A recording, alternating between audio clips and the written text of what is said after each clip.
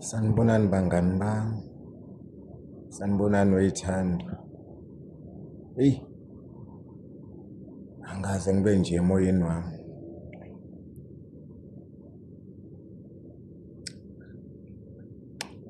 Mama, uyabona nje, I'm very down.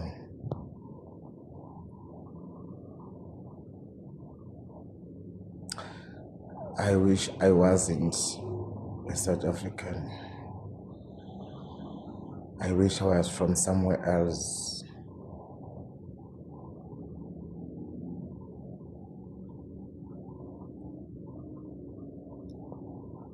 Why la South Africa sizilima kangaka? Why are we very stupid? Why sivuma ukusetshenziswa ngabantu to destroy our own country? Why sivuma ukusetshenziswa ngabantu to ukuwisa umnotho? Ebafethu, nawabonile ama-truck amile laphana nawo ebhoda yaseMozambique. Lama-truck lawa athwele ama-export and import. La umnotho wethu ulele khona, ngoba la ngaphakathi singababona siyathenga thina ko-Shoprite, siyayifaka i-VAT, that is rubbish. Umnotho wethu ulele kakhulu kuma-export. If lawa ma-truck emile kanjeyana laphaya, which means imali engenayo eSouth Africa nayo imile, ngoba phela ama-export lawaya imali ama-goods ekufuna ahambe kungene imali. Umnotho ulele kuma-exports. If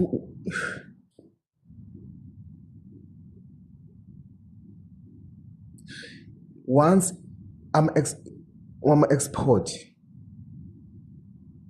adelay like that, umnotho uyawa.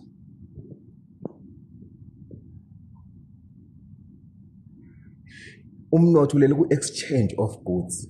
The more we sell out ama-goods and products, the more sithola imali, kukhuphuka ini umnotho. I-gross domestic product yethu, GDP, ilele kuma-goods esiwakhiphayo. Mile manje umsebenzi laphayana, and obumile lo msebenzi laphayana, the people who are driving those trucks, no work no pay, bahleli mahala laphayana emngceleni. Njengoba umile lo msebenzi, labantu labahleli laphana behleli mahala, le emuva emafemini la kwenziwa khona lawa ama-product nalawa ama-goods ekufuna aphume ayele ngaphandle, uzoma umsebenzi. Ngeke phela kube kuproduce kodwa kungadayiswa. Kufuna umsebenzi. Uma umsebenzi bayadilizwa. Boza kuthiwa ikhampani ethile idiliza abasebenzi abathile, new unemployment.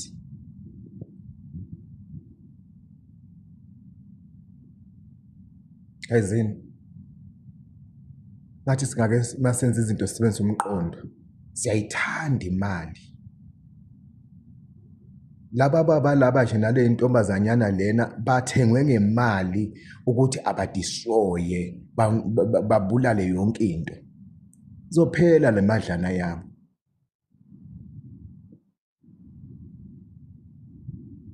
Nisibulalela izwe bafethu, nibadala maningaka. Tata ungizwa, tata uphala umthakathi, nomama wenu, ayinibadala bafethu.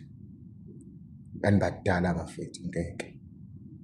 Sekuthi manje angikhulume straight ngisho nje nibadala bafethu ngeke. Kuba ngimncane ngana nje kumina but ingqondo ngiyisebenzisa. I think.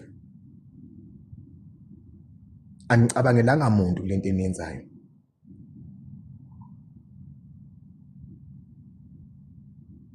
Nibadala bafethu ngeke. Ngeke bafethu ngeke sekwanele.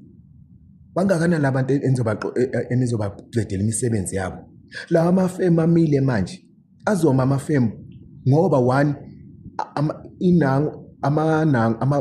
ama-truck angenayo ekufuna maybe amikise izinto ezizosebenza laphana kulawa mafemu ukuze abantu baqhubeke basebenze.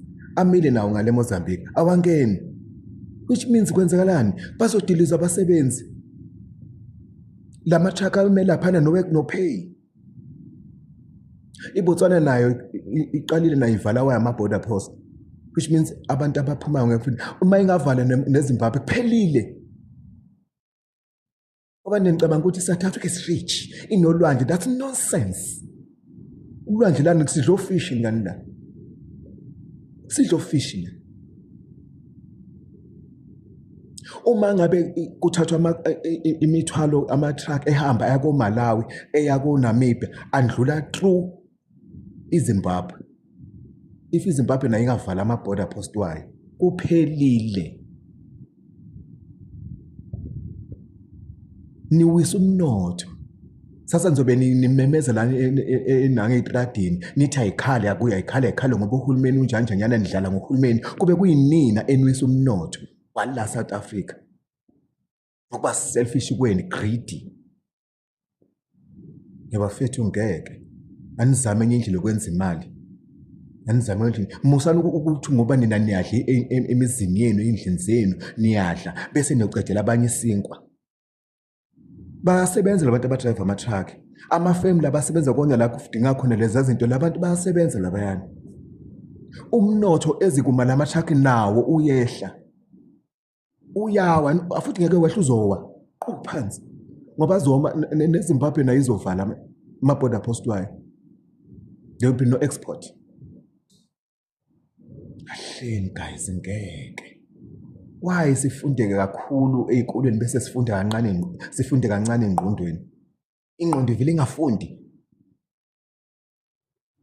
Kufunde isikolo sifunde sibithwala iziqu kodwa ingqondo sifundela ukuphasa, sifundela ukwazi. Why? Hey guys, I'm so ashamed of you guys. You're selfish, greedy.